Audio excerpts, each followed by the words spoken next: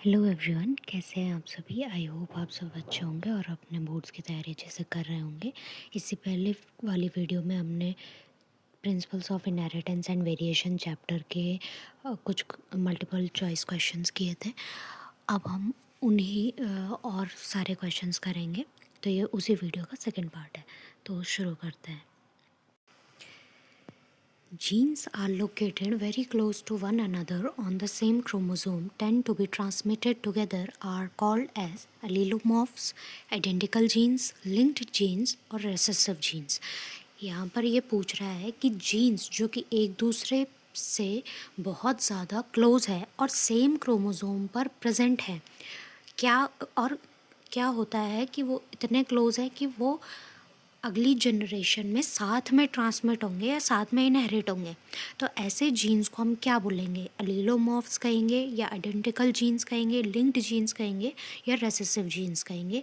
ऐसे जो जीन्स होते हैं हम उनको लिंक्ड जीन्स कहते हैं और इस फिनोमिनन को हम लिंकेज कहते हैं। Next question is what is true about the crossing over between the linked genes. इन जो ऑप्शंस दिए गए उनमें से क्रॉसिंग ओवर के लिए लिंक्ड जीन्स के बीच में क्रॉसिंग ओवर के लिए कौन सा ऑप्शन सबसे बेस्ट है या ट्रू है? No crossing over at all, high percentage of crossing over, hardly any crossing over या फिर नन ऑफ दिस। तो जो लिंक्ड जीन्स होते हैं उनमें क्या होगा कि high percentage of crossing over तो नहीं हो सकता। क्यों? क्योंकि क्रॉसिंग ओवर तभी पॉसिबल है जब जीन्स के बीच में डिस्टेंस ज़्यादा हो। जब जीन्स के बीच में ज़्यादा डिस्टेंस होगी तो उतना ज़्यादा ही क्रॉसिंग ओवर होने के चांसेस होते हैं। No crossing over at all क्यों नहीं होगा? क्योंकि ऐसा नहीं हो सकता कि क्रॉसिंग ओवर ना हो। चांसेस होते हैं क्रॉसिंग ओवर होने के, बट बहुत डिफ़िकल्ट होता है या फिर बहुत एक तरीके से इम्पॉसिबल के क्लोज होता है कि क्रॉसिंग ओवर हो, लेकिन क्रॉसिंग ओवर होने के कुछ परसेंटेज चांसेस होते हैं। तो option C will be the correct answer, hardly any crossing over. कि क्रॉसिंग ओवर हो तो सकता है लेकिन बहुत कम चांसेस है क्रॉसिंग ओवर होने के। Next question is chromosome maps या फिर जेनेटिक मैप्स भी हम जिन्हें कहते हैं वर फर्स्ट प्रिपेयर्ड बाय। इसको सबसे पहले प्रिपेयर किया था स्टर्ट वेंट ने 1911 में। अल्फ्रेड स्टर्ट वेंट ने क्या किया था? जेनेटिक मैप्स बनाए थे with the help of recombination. जो रिकॉम्बिनेशन की फ्रिक्वेंसी आई थी उसके बेसिस पर उन्होंने जो है जेनेटिक मैप्स बनाए थे। So option D is the correct answer. Next question is the distance between genes is measured by angstrom, map unit, Dobson unit या फिर मिलीमीटर। जीन्स के बीच में जो डिस्टेंस होती है उसको हम हमेशा जो है डॉप्सन यूनिट या फिर सेंटी मॉर्गन वाली या फिर मॉर्गन जो यूनिट है उसमें हमेशा मेजर करते हैं।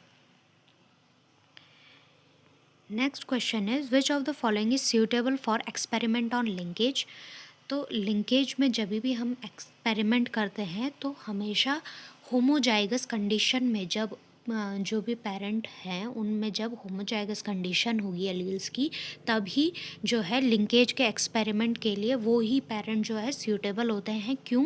क्योंकि जो होमोजाइगस पेरेंट होंगे वो क्या करेंगे, सिमिलर काइंड ऑफ गैमीट्स को प्रोड्यूस करेंगे, जिस वजह से क्या होगा कि कोई भी जो भी हम पर्टिकुलर ट्रेट है जिस पर स्टडी कर रहे हैं उसको स्टडी करना आसान हो जाता है, रिकॉम्बिनेंट्स को पहचानना आसान हो जाता है कि कितने रिकॉम्बिनेंट्स आए, कितनों को आना चाहिए था, जो भी है वो सारी चीज़ें जो है हम इजीली तभी स्टडी कर पाएंगे जब पेरेंट क्या होंगे, होमोजाइगस कंडीशन में जो है उनके जीन एलील्स होंगे। तो इसका जो करेक्ट ऑप्शन होगा वो होगा capital A crossed with small A small B. इसी कंडीशन में कि एक होमोजाइगस डोमिनेंट पेरेंट है और एक होमोजाइगस रेसेसिव पेरेंट है, तभी जो है जो लिंकेज पे हम जो एक्सपेरिमेंट करेंगे ये पेरेंट है उसके लिए सूटेबल होंगे। Next question is, Mendel's law of independent assortment does not hold true for the genes that are located closely on same chromosome, non homologous chromosomes, X chromosomes या फिर ऑटोसोम्स। वो कह रहे हैं कि जो मेंडल का लॉ ऑफ इंडिपेंडेंट असॉर्टमेंट है वो उन जीन्स के लिए ट्रू नहीं होगा जो कि कहाँ प्रेजेंट होंगे, सेम क्रोमोसोम में प्रेजेंट होंगे या फिर नॉन होमोलॉगस क्रोमोसोम्स में प्रेजेंट होंगे, एक्स क्रोमोसोम में प्रेजेंट होंगे या फिर ऑटोसोम्स में प्रेजेंट होंगे। तो ऐसे जीन्स जो कि सेम क्रोमोसोम में प्रेजेंट होंगे वो कभी भी लॉ ऑफ इंडिपेंडेंट असॉर्टमेंट जो है उनके लिए लागू नहीं होगा। लॉ ऑफ इंडिपेंडेंट असॉर्टमेंट सिर्फ उन जीन्स के लिए होता है जो कि नॉन होमोलॉगस क्रोमोसोम्स पर लोकेटेड होते हैं। तो इसका करेक्ट आंसर होगा same chromosomes.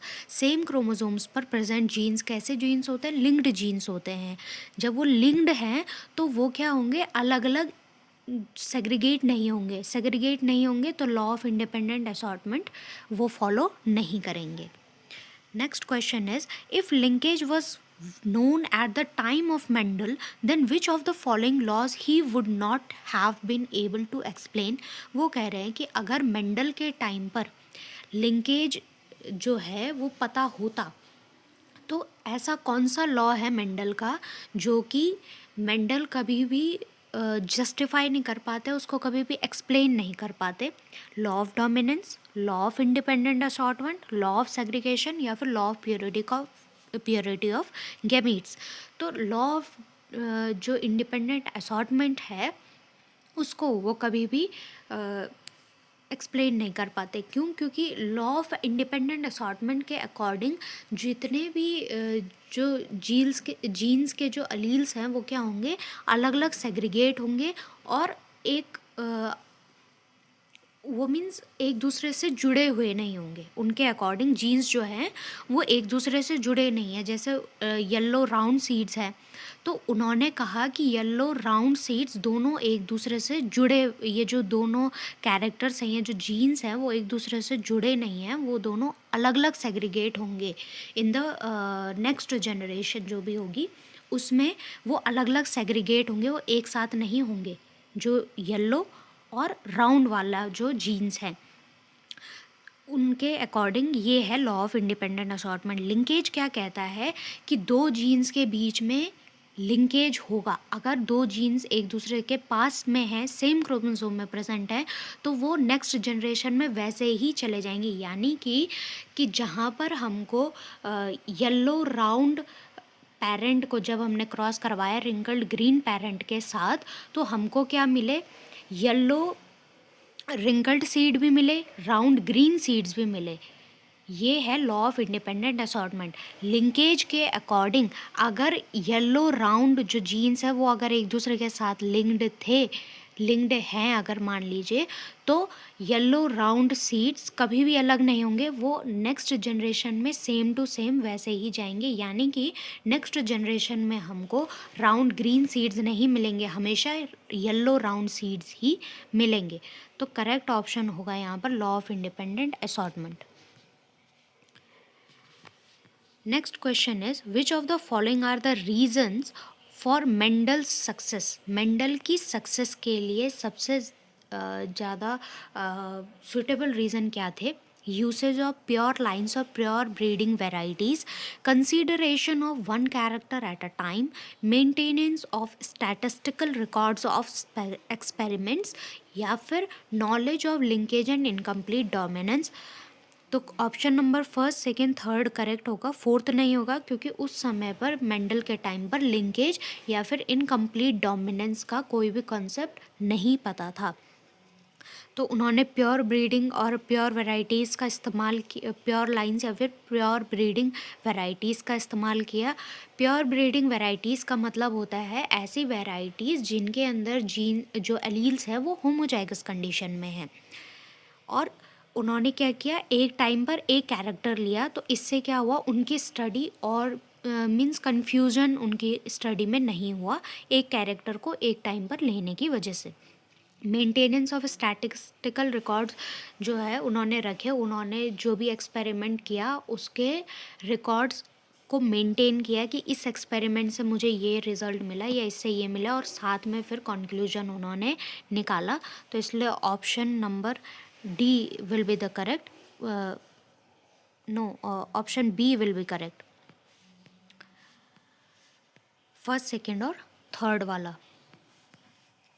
Next question is X O या फिर X not type of determination and X Y type of sex determination are the example of male heterogamety, female heterogamety, male homogamety या फिर both B and सी। तो जो x not type of जो भी determination होता है वो, या फिर एक्स वाई टाइप, ये जो होता है ये एक्स नॉट टाइप मिलता है ग्रास हॉपर्स में और एक्स वाई टाइप मिलता है ह्यूमंस में। तो ये एग्जाम्पल होता है मेल हेटेरोगैमेटी। हेटेरोगैमेटी का मतलब है कि यहाँ पर जो मेल होगा वो हेटेरो यानी कि डिफरेंट गैमेटी यानी कि गैमेट्स, अलग अलग गैमीट्स को प्रोड्यूस करेगा। मेल अलग अलग गैमेट्स को प्रोड्यूस करेगा यहाँ पर। तो इसका करेक्ट ऑप्शन होगा ए वाला। Next is grasshopper is an example of X naught type of sex determination in which the males have only one X chromosome, one Y chromosome, two X chromosomes या फिर no X chromosome। तो यहाँ पे correct option होगा one X chromosome, इनमें सिर्फ एक X chromosome। जो ग्रासहोपर्स होते हैं वो जो मेल ग्रासहोपर्स होते हैं वो दो तरीके के गैमीट्स बनाते हैं। एक जो गैमीट होगा उसमें सिर्फ एक्स क्रोमोसोम होगा, और जो दूसरे क्रोमोसोम जो दूसरा वाला गैमीट होगा, दूसरे टाइप का गैमीट होगा, उसमें कोई भी मीन्स अदर ऑटोसोम्स वगैरह तो होंगे, लेकिन जेंडर डिटर्मिनेशन के लिए कोई भी एक तरीके से क्रोमोसोम प्रेजेंट नहीं होता। तो ये एक्स ओ नहीं है, ये एक्स नॉट है। एक्स तो एक क्रोमोसोम में, ओ यहाँ पर जो लेटर यूज़ हुआ है वो सिंबलाइज कर रहा है कि कोई भी जो है क्रोमोसोम यहाँ पर प्रेजेंट नहीं है। तो इसका करेक्ट आंसर होगा वन एक्स क्रोमोसोम प्रेजेंट होगा। Next is in XO type of sex determination, females produce two different types of gametes. Male produce two different types of gametes. Female produce gametes with Y chromosome. Males produce gametes with Y chromosome. तो X not type में क्या होता है, mails जो है दो अलग अलग तरीके के गैमेट्स प्रोड्यूस करते हैं, एक जिनमें X प्रेजेंट होता है और दूसरा जिसमें कुछ भी प्रेजेंट नहीं होता। नेक्स्ट वाला है if both parents are the carriers of thalassaemia which is an autosomal recessive disorder, what are the chances of pregnancy resulting in an affected child? 25%, 100%, no chance या फिर 50%। अगर दोनों पेरेंट्स जो हैं, यहाँ पर कह रहे हैं कि वो थैलेसीमिया के लिए रिस्पॉन्सिबल है। थैलेसीमिया क्या होती है? एक तरीके की ऑटोसोमल रेसेसिव डिसऑर्डर होती है। तो वो कह रहे हैं कि कितने जो चाइल्ड होंगे वो अफेक्टेड होंगे उस डिज़ीज़ से। तो यहाँ पर मान लीजिए कि एक पेरेंट है और उसमें वो थैलेसीमिया का जो है कैरियर है, तो यानी कि उसमें capital T small T present होगा। फिर दूसरा जो पेरेंट है वो भी क्या है, कैरियर है, तो उसमें भी क्या होगा, कैपिटल टी स्मॉल टी होगा। अब जो है हम इसका क्रॉस अगर करवाते हैं तो हमें मिलेगा capital T capital T, capital T small T, फिर से कैपिटल टी स्मॉल टी और स्मॉल टी स्मॉल टी। यानी कि अगर 4 चिल्ड्रन हैं तो 4 में से जो एक चिल्ड्रन होगा उसको थैलेसीमिया वाली डिजीज़ होगी, 2 जो चिल्ड्रन हैं उनको क्या होगा, थैलेसीमिया के वो कैरियर्स होंगे, और जो 4th चाइल्ड होगा उसमें जो है थैलेसीमिया एब्सेंट होगा या फिर रेसेसिव फॉर्म में होगा। तो कितने परसेंट चांसेस बने? 25% चांसेस बनते हैं कि जो चाइल्ड है वो अफेक्टेड होगा विद द थैलेसीमिया डिजीज़ या फिर उसको थैलेसीमिया डिजीज़ होगी। Next question is, select the disease which is caused by the recessive autosomal genes when present in the homozygous condition. Alkapturia, albinism, cystic fibrosis, all of these. तो ये जो जितनी भी diseases हैं, ये सारे की सारी जो डिजीज़ेस है वो ऑटोसोमल रेसेसिव जेनेटिक डिसऑर्डर्स होते हैं, और ये तभी होते हैं जब ये होमोजाइगस कंडीशन में प्रेजेंट होते हैं। जबकि जो दूसरे होते हैं सेक्स लिंक्ड रेसेसिव डिसऑर्डर, उसमें क्या होता है, मेल्स में अगर हेटेरोगैमेटी वाला केस भी होगा तो भी उनको वो डिजीज़ होती है। तो D will be the correct option कि एल्कैप्टोन्यूरिया भी होती है, एल्बिनिज्म भी होती है, और सिस्टिक फाइब्रोसिस भी, ये डिजीजेस होती हैं ऑटोसोम रेसेसिव लिंक्ड जीन्स की वजह से। Next question is, failure of segregation of chromatids during the cell division results in the gain or loss of chromosome. This is called as, तो ये कह रहे हैं कि क्रोमेटिड्स का सेग्रीगेशन का फेलियर होना ड्यूरिंग द सेल डिवीजन के दौरान, क्रोमेटिड्स का जो क्रोमोसोम होता है उसके जो आम एक तरीके से दो पार्ट होते हैं ना एक क्रोमोसोम के, तो वो होते हैं क्रोमेटिड्स। तो जो वो, जैसे ये एक क्रोमोसोम है, ये एक क्रोमोसोम, तो ये एक क्रोमेटिड होगा और ये दूसरा क्रोमेटिड होगा, इस तरीके से। तो जो सेल डिवीजन के दौरान इन दोनों ये जो क्रोमेटिड्स हैं एक क्रोमोसोम के, वो सेग्रीगेट नहीं हो रहे, वो अलग अलग नहीं हो रहे। इससे क्या होगा कि या तो गेन होगा या तो लॉस होगा क्रोमोसोम्स का। गेन लॉस कैसे होगा कि जो क्रोमेटिड्स है वो सेग्रीगेट नहीं हो रहे, तो एक जो सेल होगा उसमें एक एक्स्ट्रा क्रोमेटिड चला जाएगा और जो दूसरा सेल है वो खाली रह जाएगा, उसमें कोई भी क्रोमेटिड नहीं होगा, यानी कि लॉस ऑफ क्रोमेटिड होगा। और यहाँ पर बात हो रही है गैमेटिक सेल्स की, जो जर्म सेल्स है, जो गैमीट्स हैं उनकी यहाँ पर बात हो रही है। तो एक जर्म सेल है, एक जर्म सेल से दो गैमीट्स बनते हैं, तो एक गैमीट में जो है दो क्रोमेटिड्स आ गए और एक जो दूसरा जो गैमेट है उसमें कोई भी क्रोमेटिड नहीं आया, तो एक में गेन हुआ एक में लॉस हुआ, उसकी बात हो रही है यहाँ पे। तो इस प्रोसेस को जो है हम कहते हैं एन्यूप्लॉइडी, कि जिसमें क्या होता है या तो गेन होगा क्रोमोसोम का या तो लॉस हो जाएगा क्रोमोसोम्स का। तो aneuploidy is the process. Next is the trisomy is represented by. Trisomy को हम कैसे रिप्रेजेंट करते हैं, हम रिप्रेजेंट करते हैं ट्राइसोमी को 2n+1 से। कैसे कि 2n यहाँ पर रिप्रेजेंट कर रहा है total number of chromosome present in an organism. मान लीजिए हम ह्यूमंस में कितने क्रोमोसोम प्रेजेंट होते हैं, 46 क्रोमोसोम प्रेजेंट होते हैं, यानी कि 23 पेयर ऑफ क्रोमोसोम हम ह्यूमंस में प्रेजेंट होते हैं। तो यहाँ पर ये बोल रहे हैं कि 2 × 23 और +1, ट्राइसोमी का मतलब होता है कि एक और क्रोमोसोम आ गया एक्स्ट्रा वाला। जैसे डाउन सिंड्रोम में होता है, डाउन सिंड्रोम में क्या होता है 21 क्रोमोसोम की ट्राइसोमी हो जाती है, यानी कि एक पैर तो हमारे पास ऑलरेडी प्रेजेंट है 21 क्रोमोसोम का, लेकिन उसमें एक क्रोमोसोम एक्स्ट्रा आ गया, तो इसको हम बोलते हैं ट्राइसोमी। यानी कि ऑलरेडी हमारे पास 46 क्रोमोसोम्स थे लेकिन एक एक्स्ट्रा क्रोमोसोम आ गया।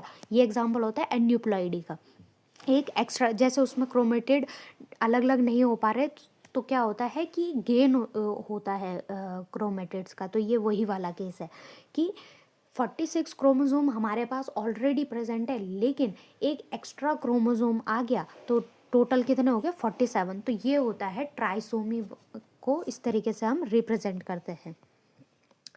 नेक्स्ट क्वेश्चन है कि Klinefelter syndrome is characterized by a karyotype of.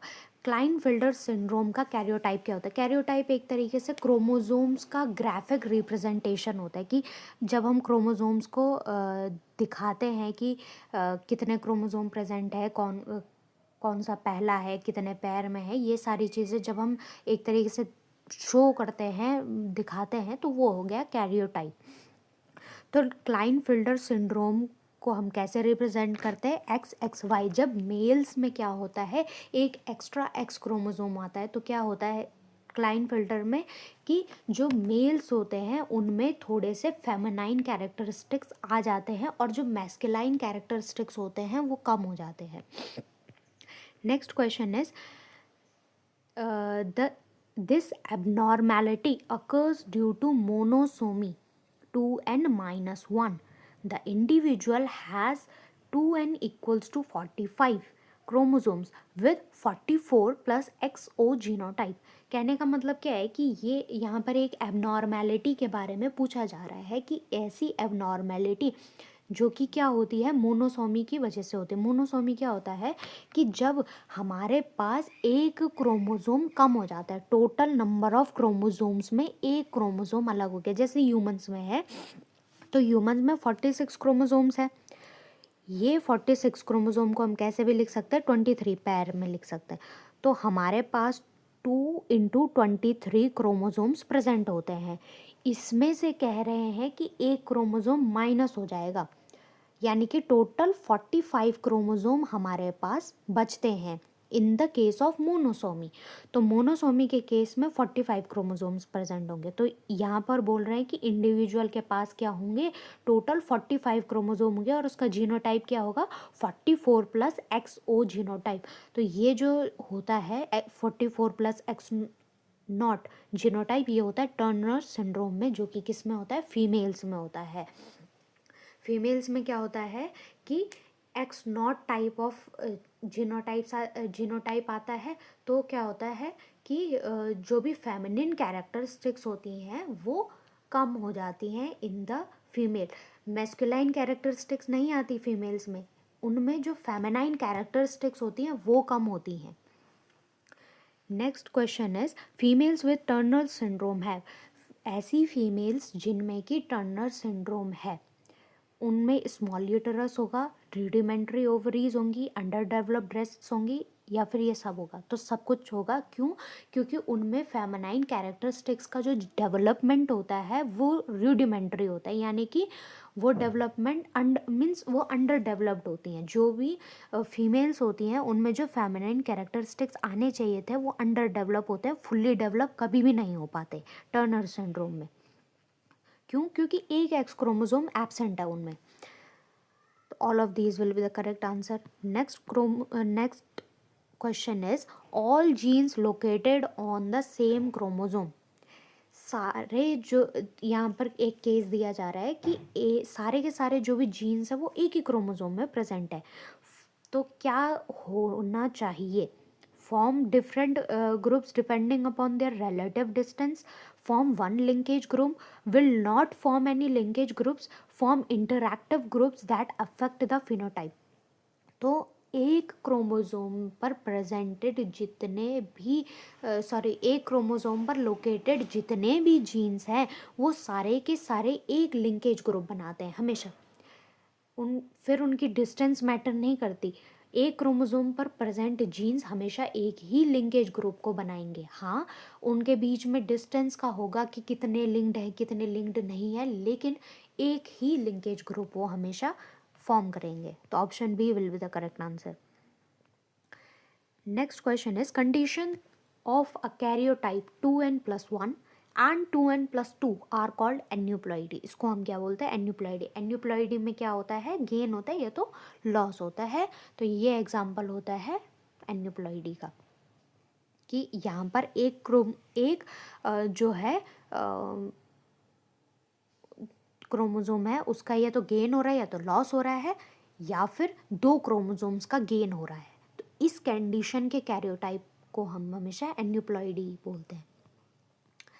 Next is distance between the genes and percentage of recombinants. यहाँ पे ये रिकॉम्बिनेंट्स होना चाहिए था.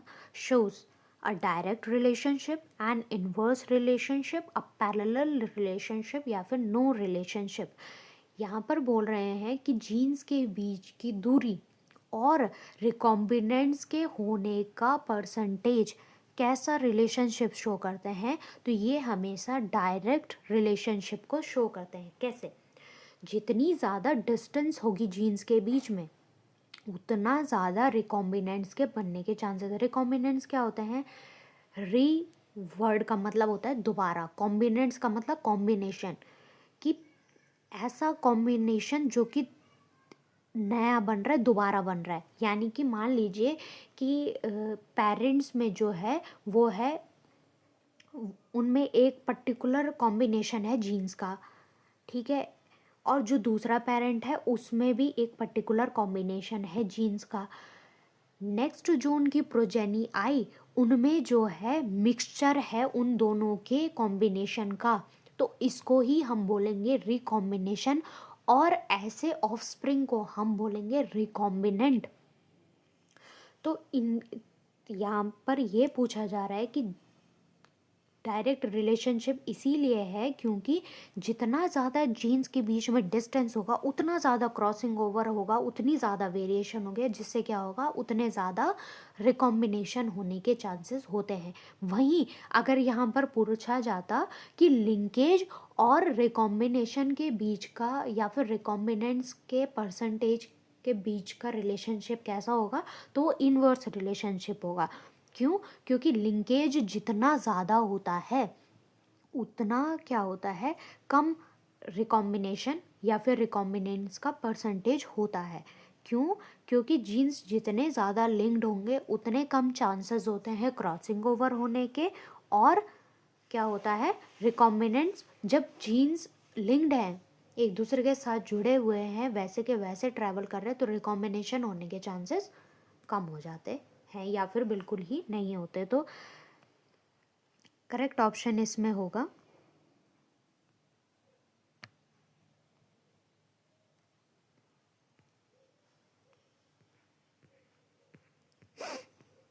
Direct relationship. लिंकेज पूछता तो inverse relationship. Which of the following is a recessive trait in the pea plants. Pea plants यानी कि पाइसम सटाइवम में रेसेसिव ट्रेट क्या है? Dwarf stem plant, violet flowers, axial flowers या फिर इन्फ्लेटेड पॉट्स। तो इसका करेक्ट आंसर होगा डॉफ स्टेम हाइट। क्यों? क्योंकि वायलेट फ्लावर्स डोमिनेंट कैरेक्टर होता है, वाइट फ्लावर्स कैसा होता है, रेसेसिव कैरेक्टर, एक्सियल फ्लावर्स कैसा होता है, डोमिनेंट कैरेक्टर, और इन्फ्लेटेड पॉड्स भी क्या होता है, डोमिनेंट कैरेक्टर होता है। Next question is, if you were to sample garden pea plants in the Mendel's garden, which of the following statements would hold. अगर ऐसा इमेजिन कीजिए कि आपको जो है मेंडल के गार्डन में भेज दिया जाए और वहाँ पर बोला जाए कि आप जो है जो भी उनके गार्डन के पी प्लांट्स हैं उनकी सैम्पलिंग कीजिए, तो इनमें से कौन सा स्टेटमेंट ट्रू होगा? Round seeds were more abundant than wrinkled seeds. Wrinkled seeds were more abundant than round seeds. Both round and wrinkled seed were equally abundant. Answers depends on the time of day when sampling is done. तो इसका correct option होगा round seeds were more abundant than wrinkled seeds. क्यों? क्योंकि round seed वाला जो character है वो dominant character है, और जो रिंकल्ड सीड वाला कैरेक्टर है वो कैसा है, रेसेसिव। और हमेशा क्या होता है, ज़्यादातर क्या दिखता है, राउंड सीड्स जो भी है डोमिनेंट जो कैरेक्टर है वो ज़्यादातर दिखाई देता है। इसलिए जब हम सैम्पलिंग करेंगे उस गार्डन के पी प्लांट्स की, तो हमेशा हमको क्या दिखेंगे, राउंड सीड्स ज़्यादा दिखेंगे और रिंकल्ड सीड कम दिखेंगे। Next is, what was the model organism used by the Mendel to give the law of inheritance? Model organism एक ऐसा ऑर्गेनिज्म होता है जो कि किसी भी पर्टिकुलर एक्सपेरिमेंट के लिए यूज़ होता है। जैसे मॉर्गन ने, थॉमस हंट मॉर्गन ने ड्रोसोफिला को लिया था, ड्रोसोफिला मेलेनोगास्टर को लिया था, तो वो क्या है, उसका मॉडल ऑर्गेनिज्म है। जैसे आजकल जितने भी बायोलॉजी से रिलेटेड या वैक्सीन से रिलेटेड एक्सपेरिमेंट्स परफॉर्म किए जाते हैं, वो किस पे किए जाते हैं, चूहों पे किए जाते हैं। तो चूहे क्या हो गए, मॉडल ऑर्गेनिज्म हो गए। तो मेंडल का मॉडल ऑर्गेनिज्म क्या था, पाइसम सटाइवम था, यानी कि गार्डन पीस थे। Next is, which of the following is not an attribute associated with the Mendel's studies? इनमें से कौन से ऐसे attribute हैं जो कि मेंडल की स्टडीज से कोई भी एसोसिएशन, कोई भी रिलेशन नहीं रखते। मैथमेटिकल एनालिसिस उन्होंने किया था, mathematical analysis, large sampling size बिल्कुल लिया था उन्होंने। पूरा एक गार्डन बनाया हुआ था चर्च के जो चर्च के जिस चर्च के वो प्राइस थे, उस चर्च के पीछे का जो गार्डन था वो पूरा का पूरा उन्होंने पी प्लांट से भरा हुआ था। तो उनका जो सैम्पलिंग साइज था वो बहुत बड़ा था। Reliable and credible data source generation, उन्होंने एक रिलायबल एंड क्रेडिबल का मतलब है कि उनका जो डेटा सोर्स जो भी उन्होंने बनाया था वो बिल्कुल प्रूव्ड था, एक्सपेरिमेंटली प्रूव्ड था, वैलिड था। पूरा जो है उनका जो भी डेटा उन्होंने कलेक्ट किया था वो क्या था, वैलिड था। Frequent killing of the model organism, नहीं, उन्होंने पी प्लांट को नहीं मारा था बल्कि उनको ग्रो किया था। तो D will be the correct option. Next is, which of the following is not a pair of contrasting traits studied by the Mendel? Mendel के द्वारा इनमें से कौन से ऐसे contrasting traits, contrasting वर्ड का मतलब होता है कि जो एक दूसरे के विपरीत हों, अलग अलग हों। तो contrasting traits का ऐसा कौन सा पेयर है जो कि मेंडल ने स्टडी नहीं किया था? ग्रीन एंड येलो पॉड्स किया था, फुल एंड कंस्ट्रिक्टेड पॉड्स किया था, एक्सियल और टर्मिनल फ्लावर्स को भी उन्होंने स्टडी किया था, पिंक एंड वाइट फ्लावर्स को उन्होंने स्टडी नहीं किया था पी में। और पिंक फ्लावर्स स्टडी में वो पीज में होते भी नहीं है, उन्होंने वॉयलेट और वाइट फ्लावर्स की स्टडी की थी। What was the type of P lines used by the Mendel? Mendel ने जो पी थे उनके किस तरीके की पी लाइंस को यूज़ किया था? True breeding, false breeding, not breeding, indefinitely breeding. तो ट्रू ब्रीडिंग पी प्लांट्स का उन्होंने यूज़ किया था। ट्रू ब्रीडिंग पी प्लांट्स का मतलब ये होता है ऐसे पी प्लांट्स जो कि जिनके जो भी अंदर के जो भी जेनेटिक मेकअप है, तो उनके जो अलील्स हैं वो होमोजाइगस कंडीशन में है, ऐसे प्लांट्स को हम ट्रू ब्रीडिंग प्लांट्स कहते हैं। ट्रू ब्रीडिंग क्यों लिए? क्योंकि उनको कन्फ्यूजन नहीं चाहिए था अपने एक्सपेरिमेंट में। क्या है कि अगर हमको कोई प्लांट टॉल दिख रहा है तो उसके अंदर का जेनेटिक मेकअप क्या हो सकता है, कैपिटल टी या फिर कैपिटल टी स्मॉल टी। अब हमें कैसे पता कि ये प्लांट जो है वो कैपिटल टी वाला है या फिर कैपिटल टी स्मॉल टी वाला है? क्योंकि जीन्स तो इतने छोटे हैं कि हम नेक्ड आइज से देख नहीं सकते। तो मेंडल ने क्या किया कि प्लांट्स को है ट्रू ब्रीड करवा दिया, बार बार उनके ट्रू ब्रीडिंग करवाई, जिससे क्या हो गया, उनको एक ट्रू ब्रीडिंग लाइन वाले प्लांट्स मिल गए कि ऐसे प्लांट जो कि होमोजाइगस कंडीशन में। रेसेसिव वाले में दिक्कत नहीं है, क्योंकि रेसेसिव वाला तभी शो होगा जब वो होमोजाइगस कंडीशन में होगा। दिक्कत है डोमिनेंट वाले के साथ, क्योंकि डोमिनेंट वाला तभी भी शो होगा जब एक जो है अलील रेसेसिव होगा या फिर दोनों ही जब वो हेट्रोजाइगस कंडीशन में भी हो, जब वो होमोजाइगस कंडीशन में भी हो। तो इसलिए उन्होंने क्या किया, ट्रू ब्रीडिंग प्लांट्स का इस्तेमाल किया। Next is, what method is use to produce an true breeding line? True breeding line वाले प्लांट्स को प्रोड्यूस करने के लिए कौन सा मेथड होता है? तो वो होता है सेल्फ पॉलिनेशन। बहुत सारी जनरेशन तक जो है सेल्फ पॉलिनेशन करते जाना है। उसके लिए अलग अलग तरीके होते हैं। एंथर को खुद हाथ से कटिंग करवाई जाती है, फिर स्टिग्मा की बैगिंग वगैरह की जाती है। फिर क्या होता है कि एंथर से पॉलन निकाल के उसी प्लांट के स्टिग्मा में लगाया जाता है, क्योंकि जो ये पी प्लांट होता है वो कैसा प्लांट होता है, उसमें मेल और फीमेल पार्ट्स क्या होते हैं, एक ही प्लांट में प्रेजेंट होते हैं। तो सेल्फ पॉलिनेशन एक ऐसा तरीका होता है जिसमें कि हम ट्रू ब्रीडिंग लाइन वाले प्लांट्स को बना सकते हैं। Next is, which of the following is a dominant character in pea plants? Pea plants में कौन सा डोमिनेंट कैरेक्टर होता है? Tall stem height, white flowers, terminal flowers या फिर कंस्ट्रक्टेड पॉट्स? तो वाइट फ्लावर्स, टर्मिनल फ्लावर्स और कंस्ट्रक्टेड पॉट्स जो हैं वो रिसेसिव कैरेक्टर होता है। टॉल स्टेम हाइट जो है वो एक डोमिनेंट कैरेक्टर होता है।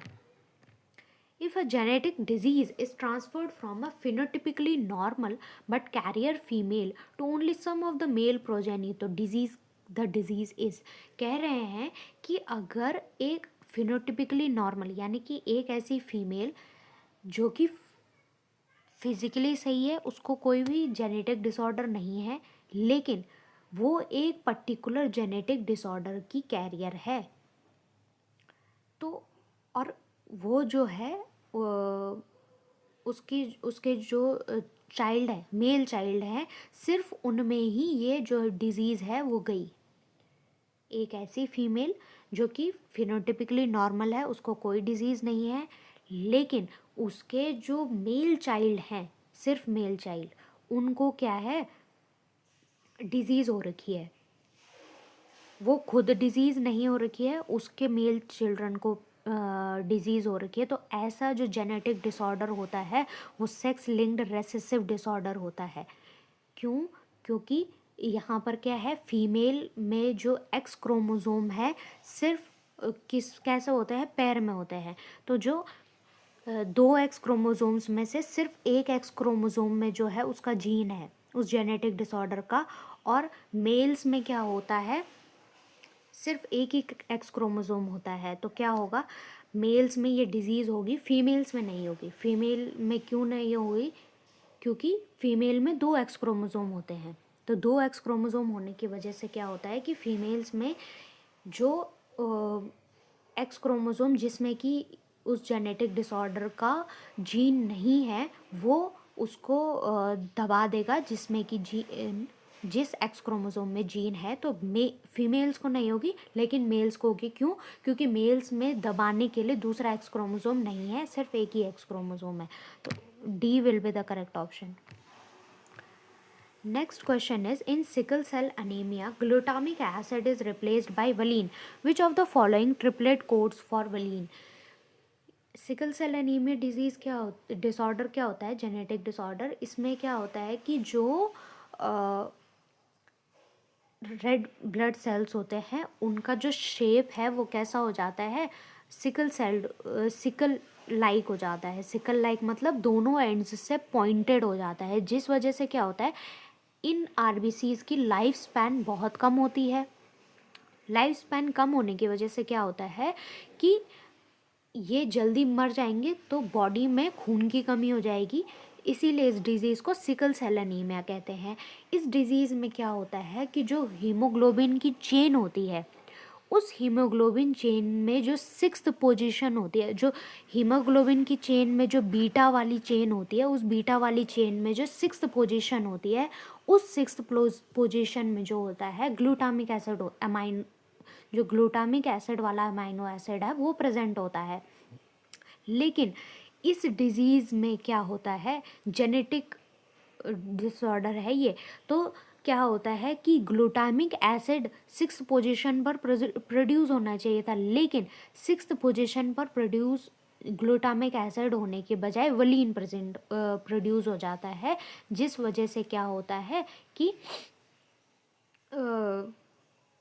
जो है red blood cells sickle sailed हो जाते हैं। अब ये यहाँ पर ये पूछ रहे हैं कि जो वलीन है उसके लिए जेनेटिक कोड क्या होता है, या फिर जिसको हम ट्रिपलेट कोड भी कहते हैं। क्यों? क्योंकि उस कोड को ही रीड करके क्या बनेगा, मैसेंजर आरएनए बनेगा, और उस मैसेंजर आरएनए से प्रोटीन बनेगा, यानी कि हीमोग्लोबिन बनना है।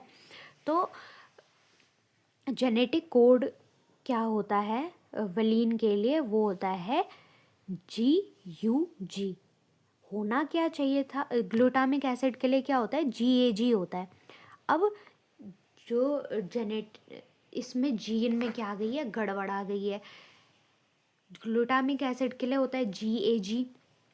अब जीन में जो है गड़बड़ आ गई है, वहाँ पर GAG की जगह पर क्या हो गया, GUG हो गया।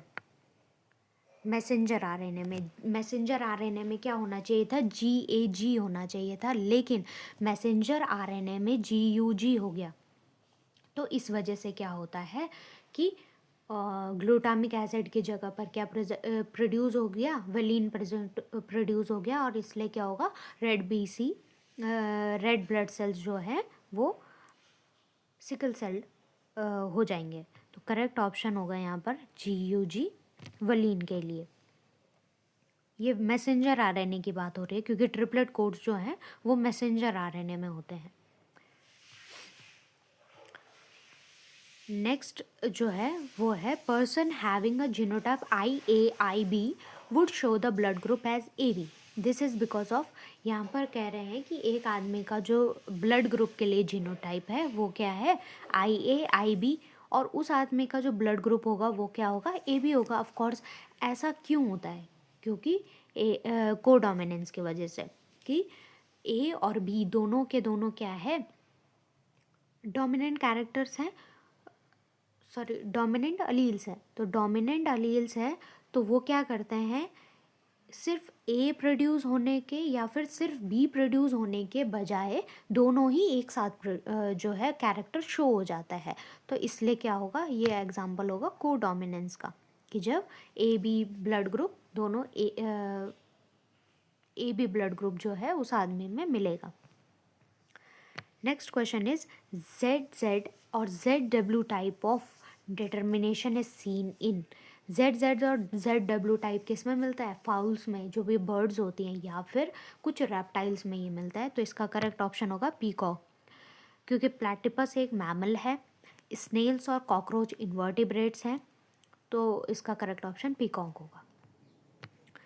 नेक्स्ट इज, इस वाले में क्या होता है कि फीमेल हेटेरोगैमेटी होती है, मेल होमोगैमेटी होती है। Next question is a cross between two tall plants resulted in the offspring having few डॉफ plants, what would be the genotype of both parents. यहाँ पर कह रहे हैं कि दो टॉल प्लांट्स का हमने क्रॉस करवाया और उसमें हमको जो है कुछ डॉफ प्लांट्स भी मिले। तो इसमें हमको ये बताना है कि पेरेंट्स का जीनोटाइप क्या होगा। तो पेरेंट्स कैपिटल T और कैपिटल T स्मॉल टी, या फिर capital T small T capital T small T, या फिर capital T capital T capital T capital T, या फिर कैपिटल T स्मॉल टी और small T small T.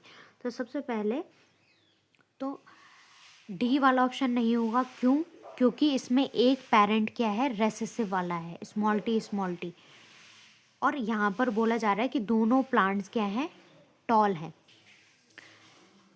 C वाला option नहीं होगा, क्यों, क्योंकि इसमें दोनों ही कैपिटल T हैं, स्मॉल टी का कहीं ऑप्शन ही नहीं है, तो स्मॉल टी आएगा कैसे, मीन्स डॉफ प्लांट आएगा कैसे जब अलील ही प्रेजेंट नहीं है रेसेसिव के लिए।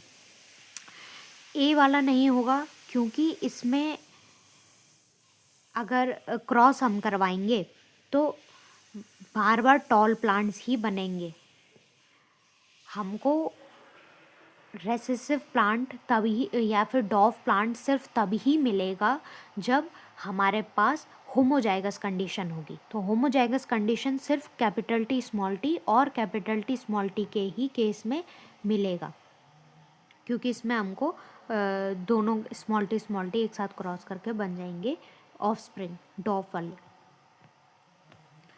नेक्स्ट है in a dihybrid cross if you get 9:3:3:1 ratio it denotes that.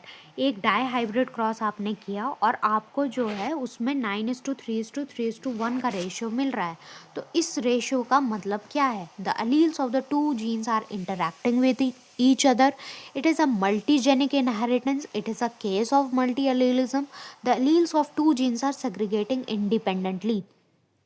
तो इसका जो आंसर होगा वो होगा the alleles of two genes are segregating independently, कि दो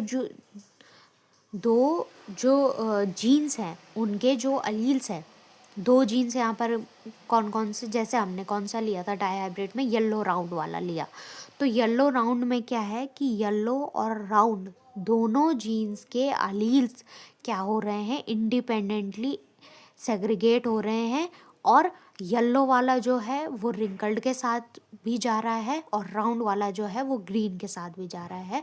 तो correct option will be the D। That's all for today. इस चैप्टर में इतने ही क्वेश्चंस हैं. I hope this video will be helpful for you for your board exams. Good luck for your board exams and thank you for watching.